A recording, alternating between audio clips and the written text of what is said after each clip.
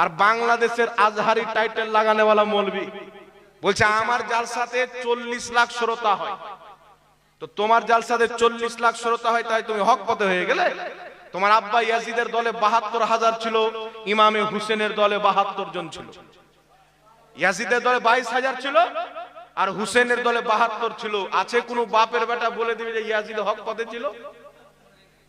আছে কেউ? কেউ বলতে পারবে না। তোমার মাহফিলের শ্রোতা বেশি হওয়া মানে কিয়ামতের আলামত। আল্লাহর নবী বলেছেন কিয়ামতের পূর্বে মসজিদ তো নামাজিতে ফুল হবে, একটাও ঈমানদার থাকবে না। এ তো নামাজির বাহানা দিয়ে আপনাকে ডেকে নামাজি বানিয়ে দিবে, কিন্তু আপনার ঈমান কোন পাকে কেড়ে নেবে আপনি বুঝতে পারবেন না। এই জন্য আপনাকে বলতে চাই, ফিতনার জামানা। মোবাইলে কোনো মাসলা খুঁজবেন তো আমাদের বক্তব্য পরে আসবে, বেঈমানদের বক্তব্য আগে আসবে।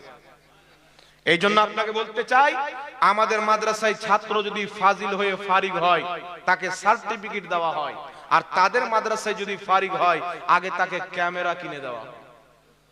কেন? এই ক্যামেরার মাধ্যমে তুমি রাসূল পাকের যা সম্মান বর্ণিত হয়েছে সব কমাও।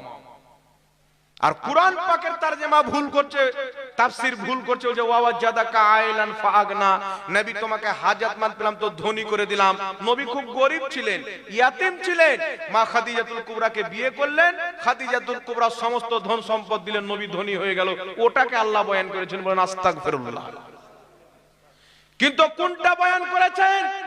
তাফসীর যদি পড়তে হয় হুজুর সৈয়দ সদরুল্লাহ ফাজিল নাইমউদ্দিন মুরাদাবাদীর খাজাইনুল ইরফান পড়ো, তিনি তাফসীর করছেন।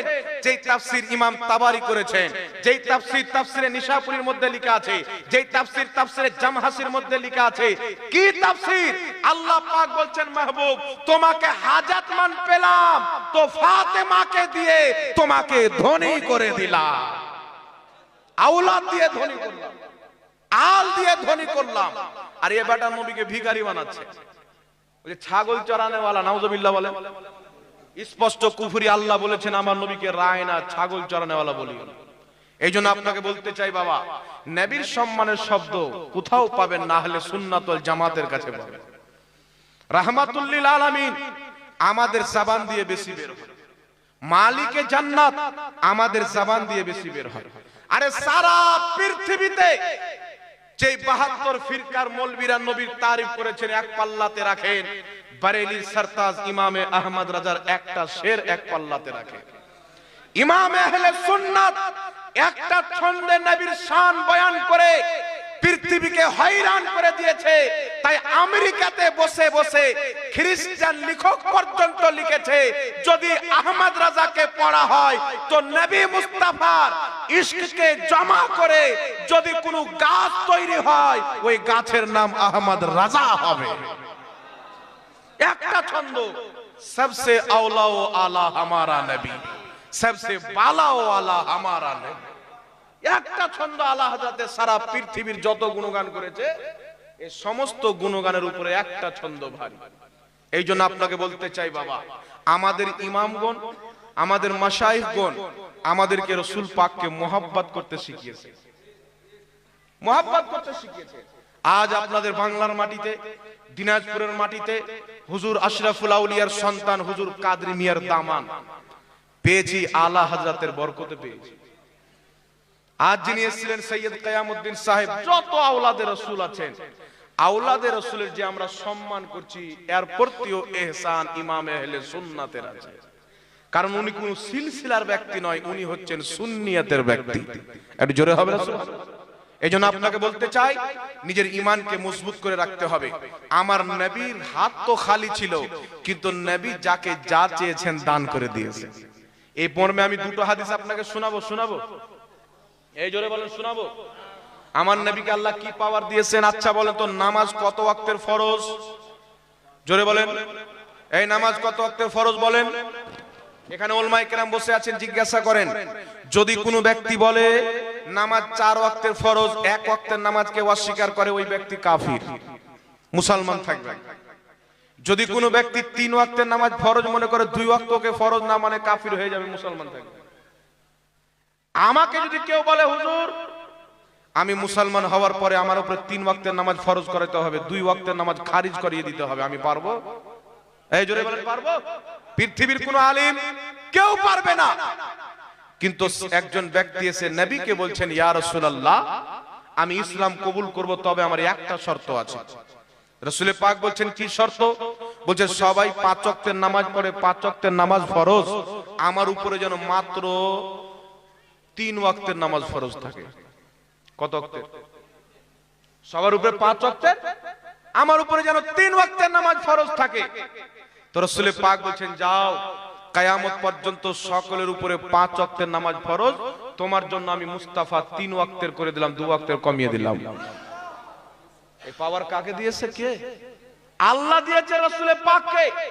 সাহাবী আসলেন রমজানের রোজার অবস্থায়, নিজের স্ত্রীর সঙ্গে সম্পর্ক করে রোজা ভঙ্গ করে নবীর দরবারে এসেছেন। ইয়া রাসূলুল্লাহ, ইয়া হাবিবাল্লাহ, আমি রোজার অবস্থায় স্ত্রীর সঙ্গে সাক্ষাৎ করেছি, আমার হুকুম কি হবে? আল্লাহর নবী বলছেন, 60টা রোজা রাখো 2 মাস কন্টিনিউ। সাহাবী বলছেন, হুজুর 1 মাসের রাখতে এই অবস্থা, 60টার কি করে রাখবো? নবী পাক বলছেন, 60টা মিসকিনকে 2 বেলা পেট ভরে খাবার খাওয়াও। সাহাবী চুপচাপ আছেন।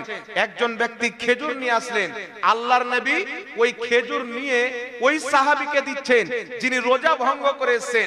আল্লাহর নবী বলছেন, যাও, তোমার ছেলে, তোমার এই গ্রামের এলাকার যত গরিব দুঃখী আছে তাদেরকে খেজুরটা বন্টন করে দাও, তোমার কাফারা আদায় হয়ে যাবে। একজন ব্যক্তি যদি রোজা ভাঙে, নিজে স্ত্রীর সঙ্গে সাক্ষাৎ করে হোক, কিছু পান করে হোক, কিছু খেয়ে হোক, তাহলে সেই ব্যক্তির শাস্তি মাত্র 2টি। হয়তো সে 2 মাসে রোজা রাখবে, নচেত 60টা মিসকিনকে 2 বেলা পেট ভরে খাবার খাওয়াবে। এছাড়া দ্বিতীয় কোনো অপশন নাই শরীয়তে। কোন আলেম কোন অপশন দিতে পারবে না, দুটোই বয়ান করবেন। কিন্তু আল্লাহর নবী তাকে 3য় নম্বর অপশন দিচ্ছেন, খেজুরটা নাও, তুমি শুধু বন্টন করে দাও, তোমার কাফারা আদায় হয়ে যাবে। ওই সাহাবী বলছেন, ইয়া রাসূলুল্লাহ, আমার এলাকায় আমার চাইতে বড় গরিব কেউ নাই। মানে রোজা তো ছেড়ে এসেছেন, কাফারাটাও নিবে, খেজুরটাও নিয়ে যাবে। রাসূল পাক বলছেন, যাও, তোমার ছেলে পিলেকে নিয়ে তুমি খেজুরটা খেয়ে নাও, তোমার কাফারা আদায় হয়ে যাবে। রোজা ভেঙেছেন, খেজুরও পেয়ে গেলেন, কাফারা আদায় হয়ে গেল। এখন পৃথিবীর কোন আলিমের কাজ রোজা ভঙ্গ করে যান, সেই আলিম যদি বলেন, নেন 10 টাকা চা পান খেয়ে নেন, আপনার কাফারা আদায় হয়ে যাবে, হবে? ইমানটা ধ্বংস হয়ে যাবে ইমাম সাহেবের।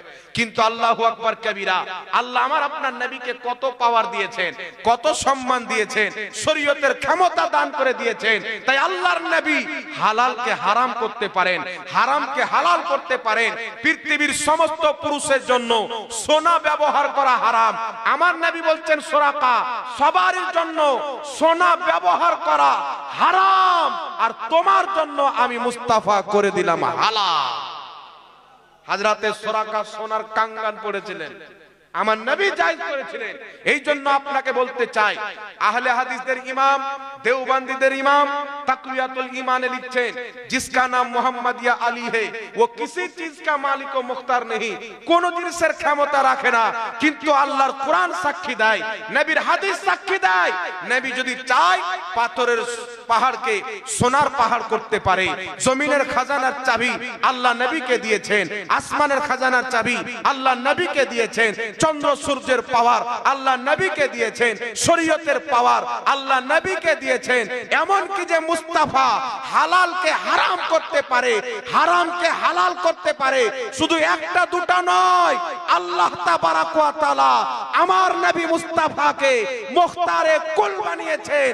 जहां पानी आता कर दे, भरी जन्नत हिबा कर दे, नबी मुख्तारे कुल है, जिसको जो चाहे आता कर दे। যার রাসূলের ব্যাপারে আকীদা ঠিক নাই মুসলমান, ও নামাজ নিয়ে করবে কি? এইজন্য আপনাকে বলতে চাই, রাসূল পাকের সচ্চা পাক্কা আদব যদি কাউরির অন্তরে থাকে, তারা হচ্ছে সুন্নি মুসলমান। তাই নামাজ আমাদেরকে পড়তে হবে, রোজা আমাদেরকে রাখতে হবে, দ্বীন আমাদেরকে শিখতে হবে। একটা কথা মনে রাখবেন, আজকে জালসাতে এসেছেন দ্বীন শিখার জন্য, আজকে সম্পূর্ণ জিনিস শিখতে পারবেন না। আজকে আমাদের মুসলমান সপ্তাহে একদিন জুমার নামাজ পড়তে যায়, কিন্তু জুমার নামাজের তরিকা জানে না। আজকে মুসলমান ঈদের একটা দিন নামাজ পড়তে যায়, ঈদের নামাজের নিয়ম কায়দা জানে না। জানাজার মাটিতে গিয়ে ইমাম সাহেবকে বলে, হুজুর একবার দোয়াটা বলে দেন। মাটি দিতে গিয়ে বলে হুজুর মিনহা খলাকনাকুম দুয়াটা বলেন, আমরা মাটি কিছু আজ পর্যন্ত আপনারা আমরা জানলাম না। কিন্তু আপনি জানেন আমার আপনার নবী সাল্লাল্লাহু আলাইহি সাল্লাম 1450 বছর পূর্বে আমাদেরকে যে দুটো মেসেজ, অনেক মেসেজ দিয়েছে, তার মধ্যে দুটি মেসেজ যদি নবী পাকের আমরা গ্রহণ করতাম, আজ পৃথিবীর মাটিতে কোনো মুলক, কোনো দেশ অমুসলিমের থাকতো না, সব মুসলমানদের কন্ট্রোলে থাকতো। সেই দুটি অপশন কি? একটি হচ্ছে আল্লাহ পাক যখন কোরআনের আয়াত অবতীর্ণ করা আরম্ভ করলেন, তো সর্বপ্রথম অবতীর্ণ করলেন ইকরা, তুমি পড়ো। কি অবতীর্ণ করলেন? ইকরা। আমরা যখন কোরআন পড়ি আগে আউযু বিল্লাহ পড়ি, তারপরে বিসমিল্লাহ পড়ি, নাকি? কিন্তু আল্লাহ যখন কোরআন পাঠিয়েছেন, বেনামে 100 টাকা দিয়েছেন, আল্লাহ কবুল করুক। আল্লাহ যখন কোরআন পাক অবতীর্ণ করেছেন, আগে আউযু বিল্লাহ বিসমিল্লাহ, অন্য কোন সূরা নয়, সর্বপ্রথম ইকরা। কি? এই জোরে বলেন, কি শিক্ষা দিয়েছেন? ইকরা। আমার আপনার নবী সাল্লাল্লাহু আলাইহি সাল্লামকে আল্লাহ পড়তে বলেছেন, আর আমার নবী সারা জিন্দেগি সাহাবায়ে কেরামকে পড়িয়েছেন। সাহাবাকে এত পড়িয়েছেন যে আল্লাহর নবী প্রত্যেকটা সাহাবার সিনাতে খোদার তাওহীদও ভরেছেন, নিজের রিসালাতকেও ভরেছেন। কিন্তু বিরাদর ইসলাম, আজকে মুসলমান পড়ে না। আমরা মুসলমান পড়াশোনা বাদ দিয়ে দিয়েছি। নামাজি 5 ওয়াক্তের যদি 10টা থাকে, তার মধ্যে একটাও নামাজি নামাজের সমস্ত মাসলা মাসাইল থেকে ওয়াকিফ নাই, বলতে পারবে না। আর যদি একটা 500, আপনাদের গ্রাম মনে হয় 500-600 ঘরের বস্তি হবে, নাকি? 500-600 ঘরের বস্তি হবে। এই 500-600 ঘরের মধ্যে আপনি নামাজি যদি চেক করেন, তো খুব বেশি হলে 20টা হবে মনে হয়। তাও মনে হয় হবে কিনা আল্লাহ জানে, আমি একটু মোবাইলগা করে বলছি, না কি বলেন বাবা? খুব বেশি হলে 20টা হবে কিনা আল্লাহ পাক জানে। আজকে আমাদের বাড়িতে আমাদের মা বোনেরা নামাজ পড়ে না, আমরা নিজেই নামাজ পড়ি না। ইসলাম কি বলছে? রাসূল পাক বলছেন, তোমরা তোমাদের বাড়িকে কবরস্থান বানাইও না। ঈমান তোমার আছে, তুমি নামাজ পড়ো। সুন্নির ঈমান আছে, সুন্নিকে নামাজ পড়তে হবে। একটা কথা মনে রাখবেন, জান্নাত অত সহজ নয়। আমাদের মধ্যে অনেক লোকের ধারণা হচ্ছে যে পীর সাহেবের হাতে মুরিদ হয়ে গেলাম মানে পীর সাহেব টেনে জান্নাতে নিয়ে চলে যাবে। কোন পীর সাহেবের জান্নাত রেজিস্ট্রি করা নাই। আল্লাহর ওলি জান্নাতে নিয়ে যাবে।